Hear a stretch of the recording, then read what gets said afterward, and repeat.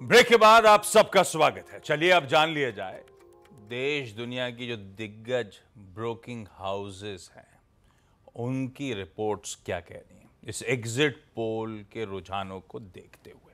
Harshada, good morning, क्या update है? आशीष, basically सभी जो ब्रोकरेजेस है उन्होंने एक सुर में कहा है कि देखिए ये एग्जिट पोल साफ संकेत दे रहा है कि भारी बहुमत से एनडीए की सरकार आती हुई दिखाई देगी, उसमें कोई दो राय नहीं है। ब्रोकरेजेस ये कहती हैं कि अगर एग्जिट पोल से ज्यादा सीटें आ जाती हैं तो यहां पर बाजार में और तेजी बनने के पूरे आसार बनते दिखाई दे रहे हैं। अब यहां से आगे फोकस ऑफ कोर्स इसी पर रहेगा कि वित्तीय स्थिरता कितनी और मजबूत होती है और जो रूरल स्ट्रेस दिखा है उसे कैसे कम करती है सरकार। अब ऐसे में नोमरा स्पेसिफिकली कहता है कि एफआईआईज का निवेश अब यहां से बढ़ता हुआ दिखाई देगा अगर ऐसा ही एग्जिट पोल जो दिखा रहा है वैसी ही सिचुएशन कल 4 जून को उभर कर आती है। अब ऐसी स्थिति में नोमरा स्पेसिफिकली कह रहा है कि यहां पर आप इंफ्रा मैन्युफैक्चरिंग कैपेक्स वाली थीम में ज्यादा तेजी उभर कर आती हुई दिखाई देगी। सरकार का फोकस वित्तीय मजबूती और साथ ही साथ मार्केट रिफॉर्म्स पर ज्यादा रहने वाला है। सीएलएसए की अगर आप पूरा भाव देखें तो वो भी कह रहे हैं कि वो सरप्राइज नहीं है जिस तरह के एग्जिट पोल के आंकड़े आए हैं। बीजेपी की भारी बहुमत की वापसी के संकेत बनते दिखाई दे रहे हैं। उनका मानना है कि वित्तीय स्थिरता काफी इंपॉर्टेंट रहेगी।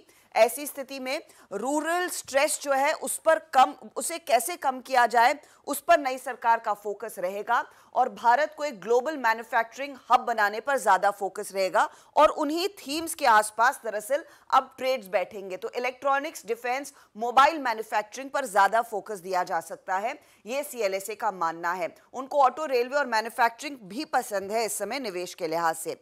जेफरीज कहता है कि यहां से आगे जो कैपेक्स थीम है, निजी कैपेक्स की थीम और मजबूत होती हुई दिखाई देगी जो एग्जिट पोल से इन्फ्लुएंस लिया जा रहा है उस पर्सपेक्टिव से अगर आप देखेंगे।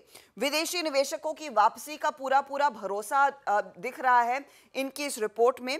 साथ ही साथ वो ये भी कहते हैं कि निजी बैंक, रिलायंस इंडस्ट्रीज जैसे स्टॉक्स में अब निवेश बढ़ता हुआ दिखाई देगा और यहां पर भी जो एक थीम उभर कर आ रही है वो industrial, power sector, real estate अब जैसे काउंटर्स हैं वहां पर जोश क्लियरली बनता हुआ दिखाई दे सकता है। जेफरीज एक लाइन जरूर जोड़ता है कि अब बिग बॉयज जो लैगर्ड्स रहे हैं उनमें ज्यादा एक टैक्टिकल पोजीशन आती हुई दिखाई देगी और small and mid cap stocks में कुछ कूल ऑफ देखने को मिल सकता है। HDFC bank, Bajaj finance, IndusInd, Kotak Mahindra, ये कुछ स्टॉक्स है जो दरअसल जेफरीज को पसंद आ रहे हैं।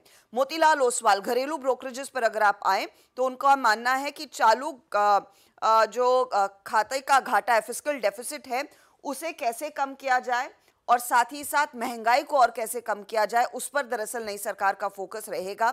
उनको लग रहा है कि तिमाही नतीजे अच्छे हैं। जो इस समय पोजीशंस है वो फाइनेंशियल, कंजम्पशन वाली थीम्स, इंडस्ट्रियल्स वाली थीम्स ज्यादा चलती हुई दिखाई देंगी, उन्हीं पर वो ओवरवेट है।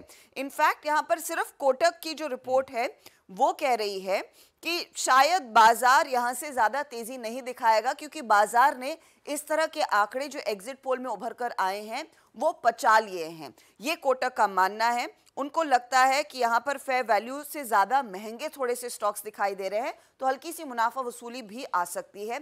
लेकिन एक सुर में सभी ब्रोकरेजेस कह रहे हैं कि एग्जिट पोल एक भारी बहुमत, एक स्टेबल गवर्नमेंट और रिफॉर्म्स की तरफ ही इशारा कर रही है। ये कोटक कट्टी कट्टी रहता है क्या? मिड कैप स्मॉल कैप से हेज कर रहा है। मिड कैप स्मॉल कैप के जमाने से जब वो रैली चली थी तब से क्वेश्चन उठाने बंद ही नहीं हुआ। उनका कामकाज बंद कर दिया तो कट्टी तो होगी। पता नहीं, गुस्सा रहते हैं। ठीक है, ये ब्रोकरेजेस के व्यूज। अच्छा ध्यान रखिएगा, आज मंडे है तो बैंकेक्स की, निफ्टी मिड कैप सेलेक्ट की एक्सपायरी का दिन। एग्जिट पोल्स पे रिएक्शन तो हम देख ही रहे हैं। हमारे भारत के जीडीपी आंकड़े मत भूलिएगा।